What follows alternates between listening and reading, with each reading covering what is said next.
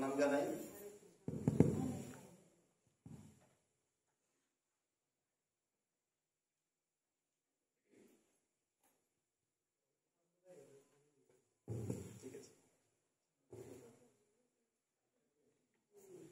হ্যাঁ, ঠিক আছে, শুনতে পাচ্ছেন তো?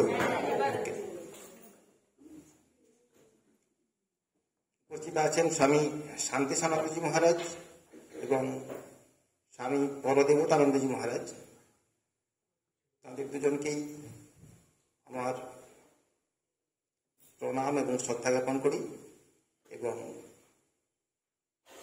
যে সমস্ত ভক্ত এবং অনুরাগীবৃন্দ এখানে রয়েছেন তাদের সকলকেই আমার শ্রদ্ধা এবং সম্মান জানাই।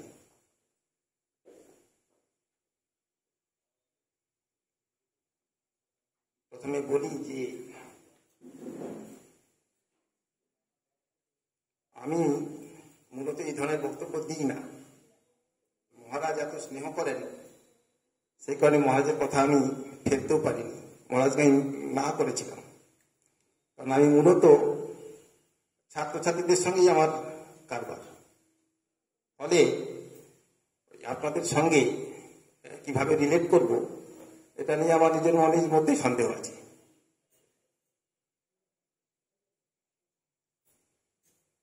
আজকের বিষয় বর্তমান যুগে স্বামী বিবেকানন্দের প্রাসঙ্গিকতা। আমি দুটো একটা ঘটনা বলি। আমাদের এক ছাত্র, ভালো ছাত্র, ও র্যাঙ্ক করেছিল, তারপরে একটি ভালো প্রতিষ্ঠানে পড়ে। কিছুদিন আগে এসেছিল, তো আমাকে বলছে যে স্যার, এখন আমরা ভাবছি এমন একটা স্কুল যেখানে শিক্ষকরা থাকবেন না, এ স্কুল উইদাউট টিচার্স। তো আমার কন্যা, সেও একটি কলেজে ইঞ্জিনিয়ারিং পড়ে, সে একদিন আমাকে বলছে যে আজকের যেভাবে চিকিৎসা চলছে তাতে একজন ডাক্তারকে কি ডাক্তার বলবো নাকি ইঞ্জিনিয়ার বলবো? আমরা এখন ভাবছি যে একটা গাড়ি চলবে কিন্তু তাতে কোনো ড্রাইভার থাকবে না। তাহলে আমরা এমন একটা যুগে বাস করছি যেখানে আমরা এখন চিন্তা করতে আরম্ভ করেছি a school without teachers, a hospital without doctors and a car without driver. তাহলে প্রশ্ন হচ্ছে, এখানে দুটো বর্তমান যুগ, সেই যুগকে চেনার জন্য আমি তিনটে যে ঘটনা বা তিনটে যে ব্যাপার আমাদের মাথায় এখন চলছে, এইটি এখন তাতে প্রাসঙ্গিকতা হারাতে পারে। শিক্ষকের আর প্রয়োজন হবে কিনা, ড্রাইভারেরও প্রয়োজন হবে কিনা, কিংবা ডাক্তারেরও প্রয়োজন হবে কিনা, সেটা আমরা দেখব ভবিষ্যৎ কি বলে। কারণ এটা নিয়েই অনেকেই চিন্তা করছেন, অনেক কাজ করছেন। এখন যদি আমরা আমাদের ছোটবেলার কথা চিন্তা করি,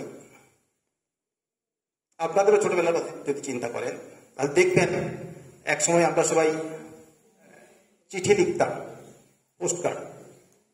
আমি যখন কলেজে পড়ি, আমি চির অলস এখনো, পৌঁছে গিয়ে আমাকে একটা চিঠি লিখতে বলতো বাড়ি থেকে, কিন্তু আমার হয়ে উঠতো না।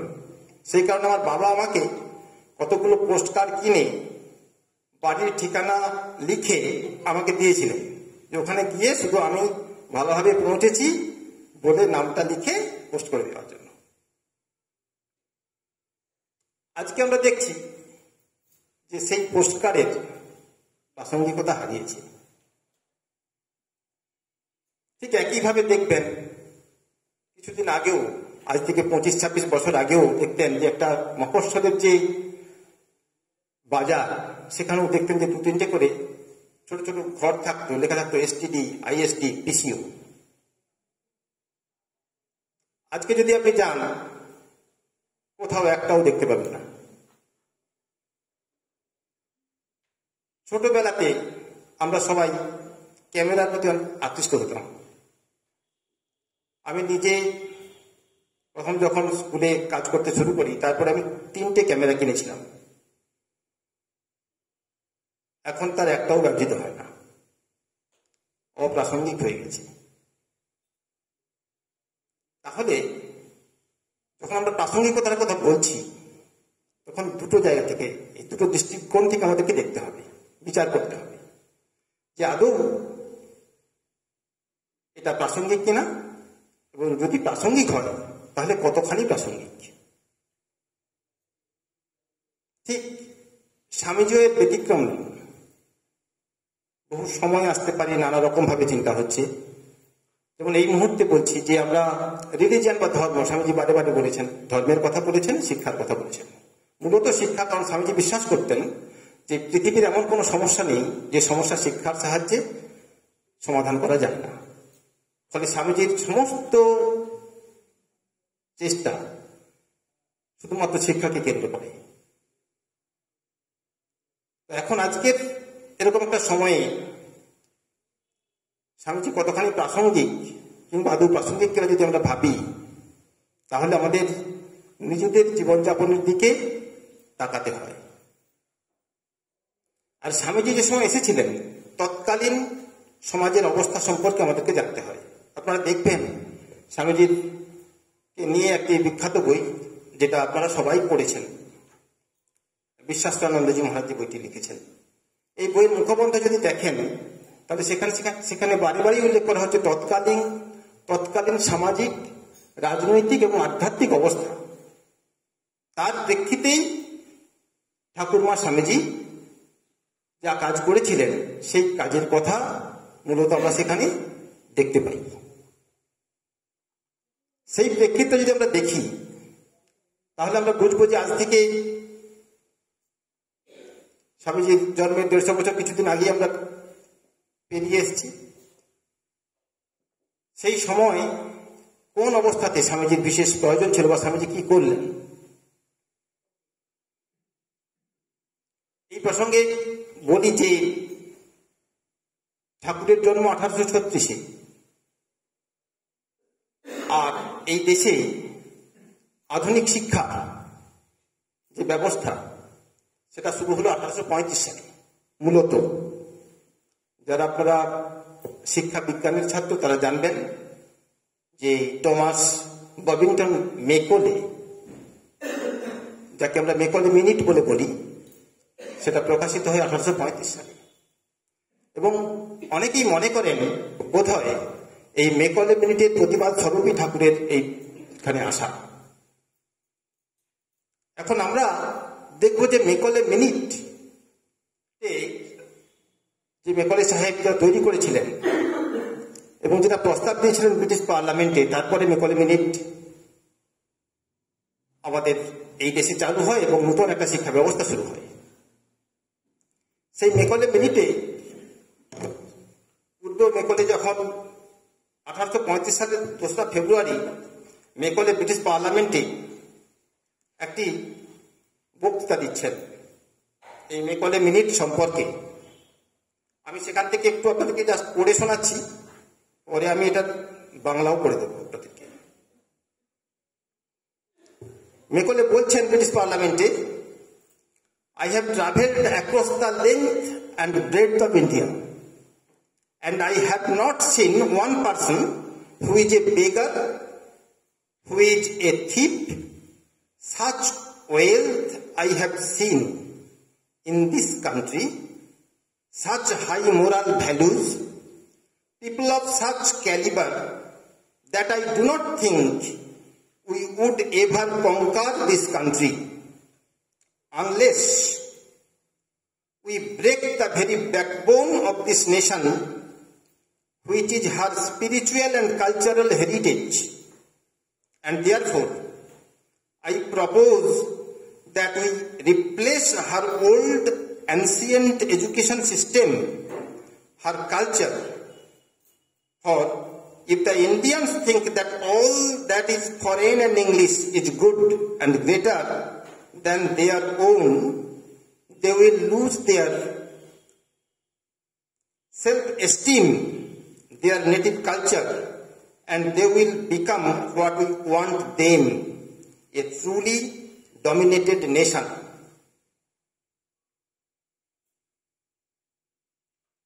এই বক্তব্য মেকলে সাহেব রাখলেন।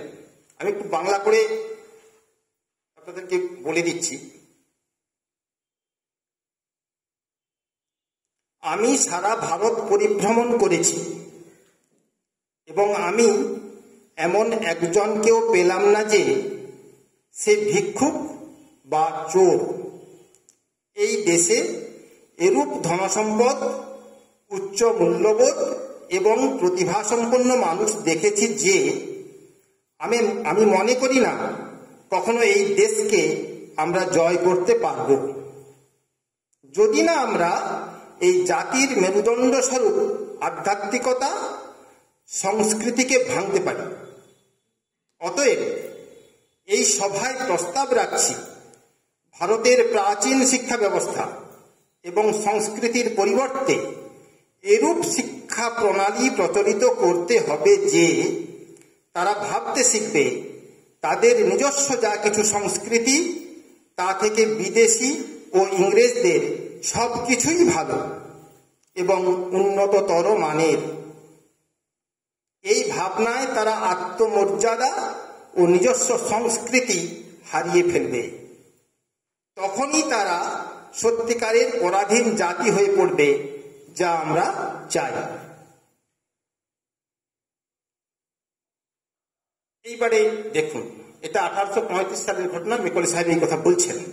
এমন একটা শিক্ষা প্রণালী তারা চালু করতে চাইছেন যাতে করে আমরা চিন্তা করতে থাকি যে আমাদের কোনো কিছুই ভালো নয়, যা কিছু বিদেশিদের, যা কিছু ইংরেজদের, সেগুলোই ভালো। এবং এর ফলে আমরা আমাদের যে আত্মমর্যাদা, আমাদের যে সংস্কৃতি, সেগুলোকে ভুলে যাব এবং সত্যি সত্যি আমরা একটা পরাধীন জাতি তৈরি হব।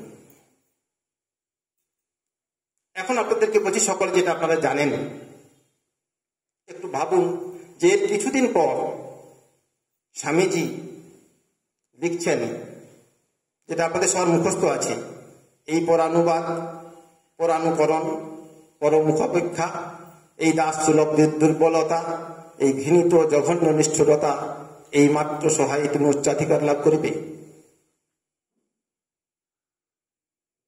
তাহলে স্বামীজি তাহলে কি করলেন? এবার স্বামীজি যা করেছেন সেটাকে বই আপনারা অনেকেই পড়েছেন। আমি দুটো একটা উদাহরণ বরং দিই, তাহলে সেটা বুঝতে সুবিধা হবে। সব থেকে বড় কথা, অতি ছোট যে প্রেম, ভালোবাসা, অন্যের দুঃখে কাতর হওয়া, এটি আমাদের দেশের একমাত্র সংস্কৃতি। যদি আমরা ধরে নিই, তাহলে এটাকে নিয়েই আমরা অনেক বড় হতে পারি। আজকের যেটা আমাদের অভাব, তা এই। স্বামীজি এটা শুরু করেছিলেন এই কাজ। সেই কাজ আমাদের এখানে সন্ন্যাসীবৃন্দ রয়েছেন, তারা এই কাজটাকে এগিয়ে নিয়ে যাচ্ছেন। আমি দুটো উদাহরণ দিই। আমি যেখানে পড়তাম, যে কলেজে পড়তাম, সেটি রামকৃষ্ণ মিশন পরিচালিত একটি কলেজ। তো আমি কলেজ থেকে পাশ করে গিয়েছি, তারপরে আমি স্কুলে কাজ করছি, এরপরে আমি একটা পরীক্ষা দিই। এটা ব্যক্তিগত কথা, কিন্তু এর মধ্যে একটা সামগ্রিকতা আছে বলেই আমি বলছি।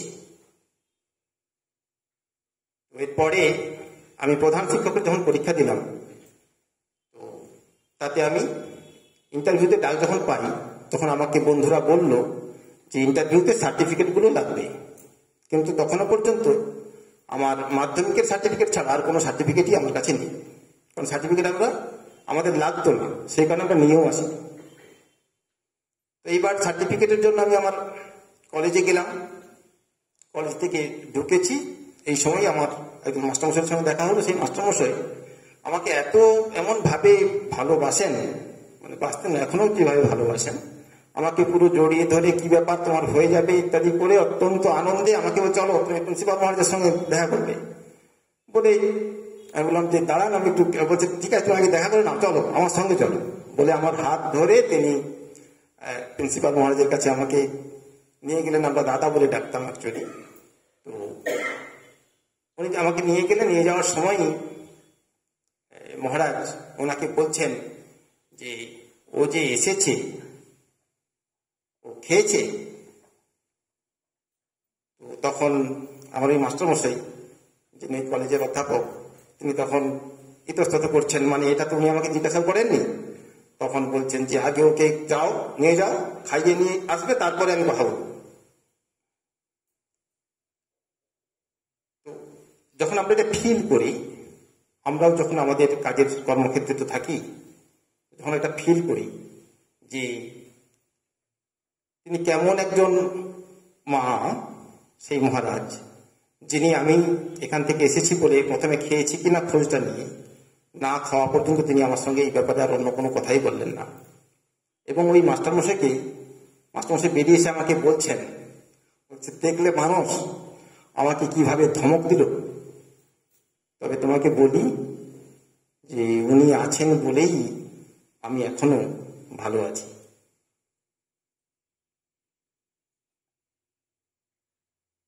যখন ওই কলেজে পড়তাম, আমাদের ওয়ার্ডেন যিনি ছিলেন, এখন তিনি জয়রামবাটিতে আছেন, তপন দা, তো আমি তাড়াতাড়ি ঘুমিয়ে পড়তাম, একেবারে প্রায় 9টার সময় ঘুমিয়ে পড়তাম। আমি ঘুমিয়ে পড়েছি, শীতকাল, আমি ওই লেপটপ নিয়ে যাইনি, একটা কম্বল নিয়ে গেছিলাম, কম্বল গায়ে দিয়েছি এবং মহারাজ এলেন প্রত্যেক দিনের মতোই, এসে আমাকে বলছেন, মানুষ ঘুমিয়ে পড়েছো বলে উনি চলে গেলেন। আমি দেখছি কিছু সময় পরে মহারাজ এলেন, একটা মোটা কম্বল নিয়ে সেটা আমার গায়ের উপরে চাপিয়ে দিলেন, দিয়ে চলে গেলেন। এখন স্বামীজি চেয়েছিলেন যে আমরাও অন্যের জন্য এইভাবে ভাবি, কিন্তু যদি আমরা আমাদের নিজেদের কর্মক্ষেত্রে ছোট ছোট জায়গাতেও আমরা এখন যা লক্ষ্য করছি, সেখানে আমরা নিজেদেরকেও আমাদের শিক্ষক বলতেও অনেক সময় লজ্জা হয়। স্বামীজি ঠিক এই কারণেই আমরা সকল সময় স্বামীজির কাছ থেকে দূরে থাকতে চাই। কারণ স্বামীজি যখনই আমরা স্বামীজিকে পড়ব, সকল সময় আমাদের চোখের সামনে, মানে চোখে আঙুল দিয়ে তিনি দেখিয়ে দেন যে আমরা যা করছি প্রতিদিনের জীবনে তা ঠিক নয়, এবং সেটাই আমাদের যন্ত্রণার কারণ। আমরা যন্ত্রণা থেকে মুক্তির জন্য যন্ত্রণার মধ্যে জড়িয়ে যেতেই চাই।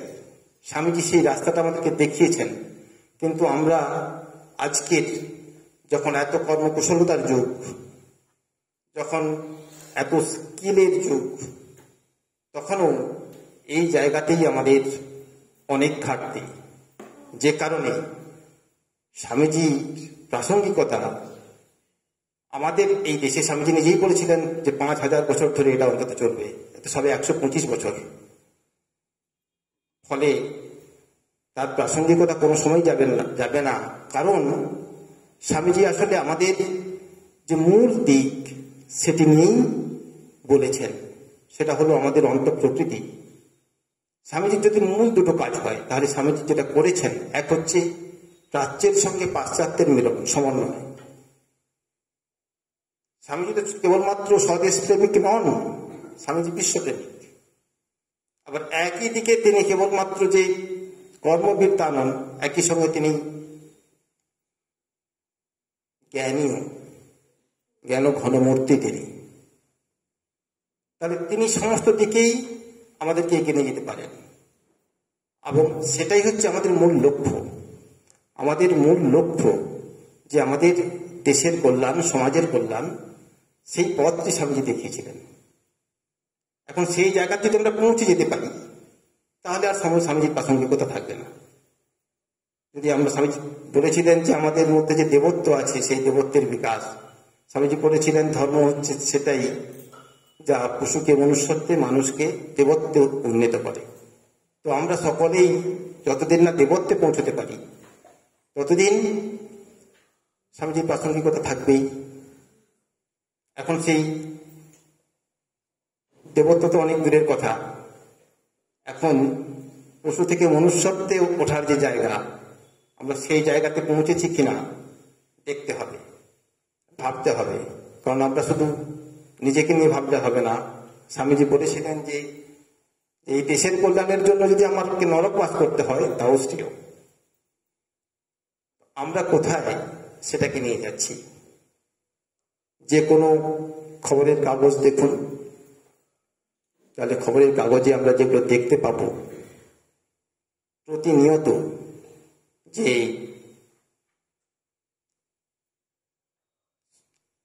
দাঙ্গা হাঙ্গামা, ঝগড়া, বিবাদ, নারী নির্যাতন, এগুলোই আমাদের জীবনের নিত্য সঙ্গী।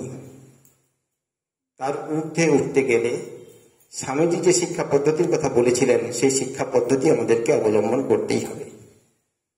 এবং সব থেকে আশ্চর্যের যেটা বিষয়, যে আমাদের কোথাও বর্তমান শিক্ষা পদ্ধতির কোথাও আমি তো স্বামীজির ছোঁয়া আসলে নেই, ঠিক উল্টো। স্বামীজি বলেছিলেন যে আমাদের ভেতরের পূর্ণত্বের বিকাশ, কিন্তু এখনো পর্যন্ত আমি স্কুল কলেজে যেভাবে পঠন পাঠন হচ্ছে, আপনাদের বাড়ির ছেলেমেয়েরা অনেকে পড়াশোনা করছে, কয়েকজন এখানে দেখছি যে হয়তো স্কুল বা কলেজে পড়ে, তো তারা যে পড়ছে দেখুন সেখানে কোথাও অন্তর্নিহিত বিকাশের, প্রকৃতির বিকাশের সামান্য মাত্র জায়গা বা স্কোপ নেই। তমলুক রামকৃষ্ণ মিশনের যে স্কুলের প্রধান শিক্ষক মহারাজ ছিলেন, এখন সেখানে যিনি দায়িত্বে আছেন, আজকে আমাকে বলছিলেন, সকালে আমি ওখানে গিয়েছিলাম, যে পরীক্ষার জন্য মার্কস ডিভিশনটা আমি একটু চেঞ্জ করেছি। ওই কর্মশিক্ষা বা হাতের কাজ, এই হাতের কাজের জন্য আমি 10 নম্বর করে রেখেছি, 2টো পরীক্ষা সারা বছরে।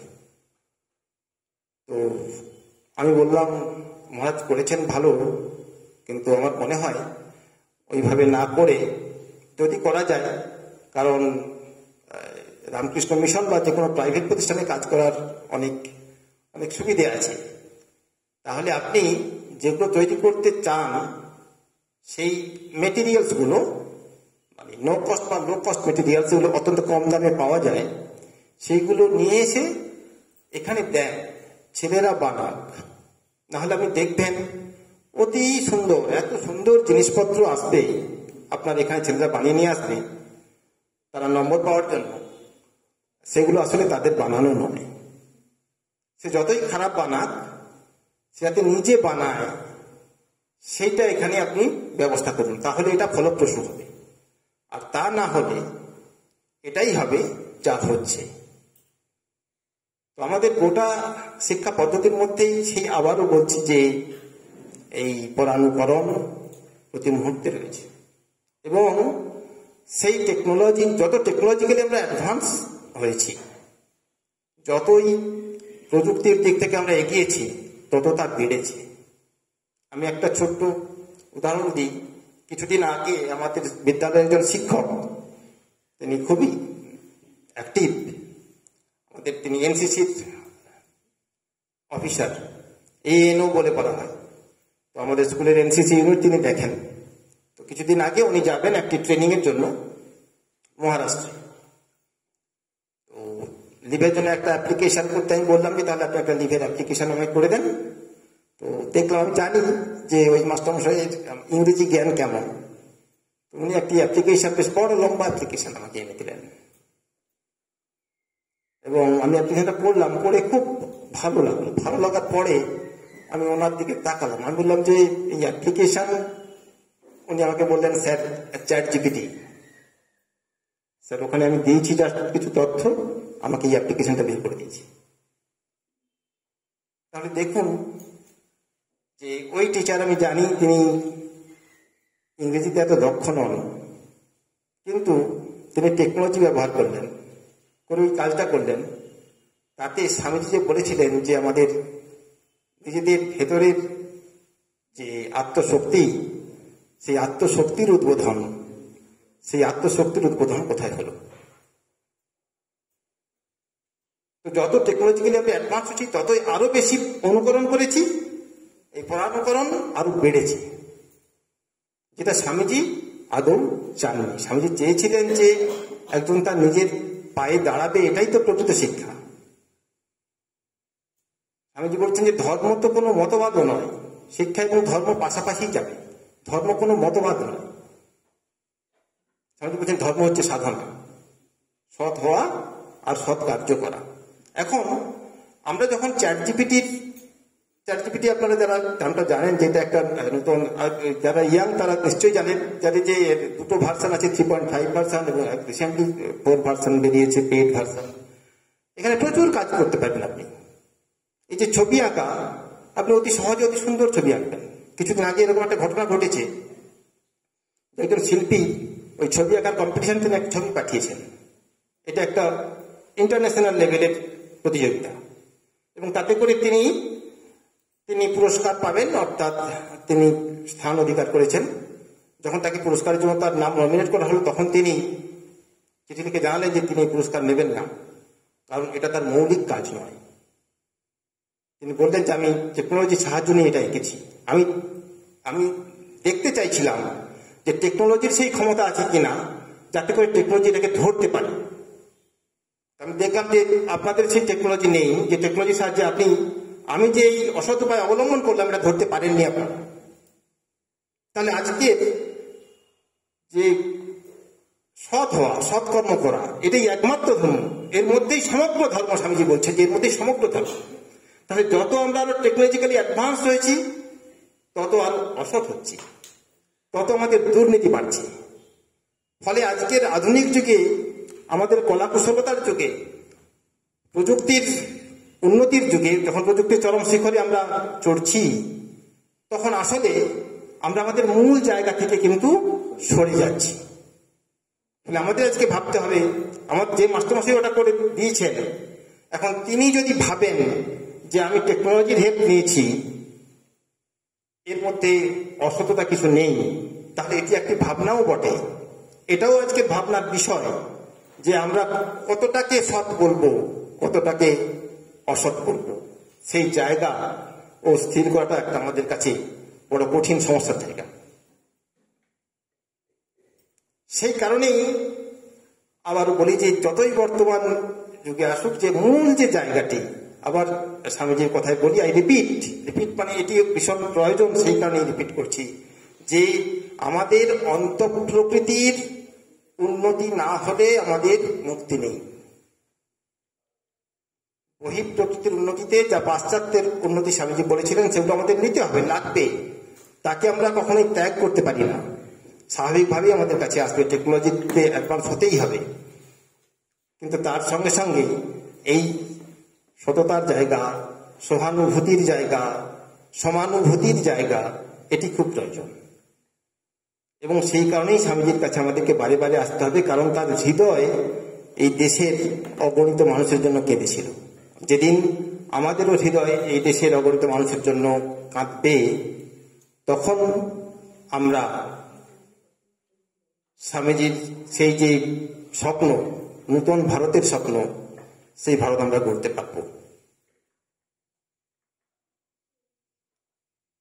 কিন্তু আমাদের নিজেদের দিকে তাকালে, বর্তমান সমাজের দিকে তাকালে অনেক সময় আমরা হয়তো হতাশ হই, কিন্তু স্বামীজির মধ্যে স্বামীজির সমস্ত কিছুই পজিটিভ। ফলে আমরা পজিটিভ হব। সমাজের অনেক কিছু দেখে আমাদের মনে হবে নানা প্রকার দুর্নীতি চলছে, বিশেষ করে তো আপনারা সবাই জানেন শিক্ষার অঙ্গনে কি ধরনের দুর্নীতি হচ্ছে। এতে করে একটা জেনারেশন হয়তো নষ্ট হয়ে যাচ্ছে, আমরা দেখতে পাচ্ছি চোখের সামনে। আগে জোর দিয়ে বলতে পারতাম না ছাত্রছাত্রীদের, এখন সেই বলার জোরটাও যেন অনেক সময় কমে যায়। তখনও স্বামীজির কাছে আমাদেরকে যেতে হয়, তখন আবার সেই জোরটা আমরা পেতে পারি। কারণ স্বামীজি সকল সময় আলোক দেখেছেন, নূতন ভারত দেখেছেন, আর সেটা কোনো ফেলিওরও নয়। কারণ স্বামীজি তো অনেক দীর্ঘ সময়ের যাত্রার কথা বলেছেন। এই প্রসঙ্গে বলি যে লুই ফিশার, আমেরিকার একটা পত্রিকা ছিল দ্য নেশন, ওই পত্রিকাতে তিনি লিখতেন। তো যখন দ্বিতীয় বিশ্বযুদ্ধ চলছে, সেই সময় লুই ফিশার দ্বিতীয় বিশ্বযুদ্ধের সময় বড় বড় যে সমস্ত রাষ্ট্রনায়করা ছিলেন, ফ্র্যাঙ্কলিন ডি রুজভেল্ট, যিনি আমেরিকার প্রেসিডেন্ট ছিলেন, বা স্ট্যালিন, জাপানের তোজো, এদের সঙ্গে উনি দেখা করতেন, দেখা করে রিপোর্টিং করতেন নেশানে। তো সেরকম একজন মানুষ হঠাৎ করে ভারতবর্ষে এসেছিলেন, এসে গান্ধীর আশ্রমে তিনি ছিলেন। গান্ধীর তো দুটো আশ্রম ছিল, একটা সবরমতীতে, একটি সেবাগ্রাম। তো গান্ধী তখন সেবাগ্রাম আশ্রমে ছিলেন। তো উনি ওই সেবাগ্রাম আশ্রমে প্রায় 1 সপ্তাহ কাটান গান্ধীর সঙ্গে, এবং গান্ধীর ইন্টারভিউ নেন। তো সেই সময় অনেক প্রশ্ন এসছে সেই ইন্টারভিউতে, অনেক কথা জিজ্ঞাসা করেছেন, গান্ধীও জিজ্ঞাসা করেছেন যে এত বড় বড় মানুষদের কাছে আসার পরে আমার এখানেই বা কেন। তো সেটা একটা অদ্ভুত বই ওনার আছে, বইটির নাম a week with Gandhi. A week with Gandhi, গান্ধীর সঙ্গে 1 সপ্তাহ যে উনি ছিলেন, সেটাই উনি লিখেছেন। তো সেই বইয়ের শেষের দিকে উনি একটা কথা লিখছেন গান্ধী সম্পর্কে, যে হি failed as a Christ and a Buddha failed. As a Christ and a Buddha failed to win men from their iniquities. এটা ফিসার দেখছেন, আমি বলছি, এই কোট, যে মানুষের যে খারাপ কাজ করার প্রবণতা, সেখান থেকে তাদেরকে বের করে নিয়ে আসতে বুদ্ধ অকৃতকার্য হয়েছেন, ক্রাইস্ট অকৃতকার্য হয়েছেন, সম্ভবত তিনিও অকৃতকার্য হবেন। কিন্তু আমরা বিশ্বাস করি আমাদের দেশের যে প্রাচীন শিক্ষা পদ্ধতি, সেখান থেকে আমরা এই শিক্ষাটা নিতে পারি, যেটা প্রমাণিত। কারণ আপনারা দেখবেন যে বহু রামকৃষ্ণ মিশনের ওই পুরাতন সাধুদের কথা, এই বইটি 4 খণ্ডে বই আছে, যদি পড়েন তাহলে আমাদের হতাশার কোনো জায়গা নেই। এত সেখানে আমরা উদাহরণ দেখব যে আমরা সেরকম একটা ভারতবর্ষ দেখতে পাবো যেখানে এই ধরনের ফেলিওরের কোনো জায়গা নেই, ব্যর্থতার কোনো জায়গা নেই, আমরা সফল হব। ঠিক স্বামীজির কথা, যতদিন না পর্যন্ত এই দেশের সমস্ত মানুষ অতি সুন্দর একটা জীবন পাবে, এবং আমরা সেই দিনের আশাতে নিশ্চয়ই থাকবো, এবং সেই অনুযায়ী আমরা আমাদের জীবন চর্চা করতে থাকবো। আমি সকলকে আবারও আমার শ্রদ্ধা সম্মান জ্ঞাপন করে আমার বক্তব্য শেষ করছি।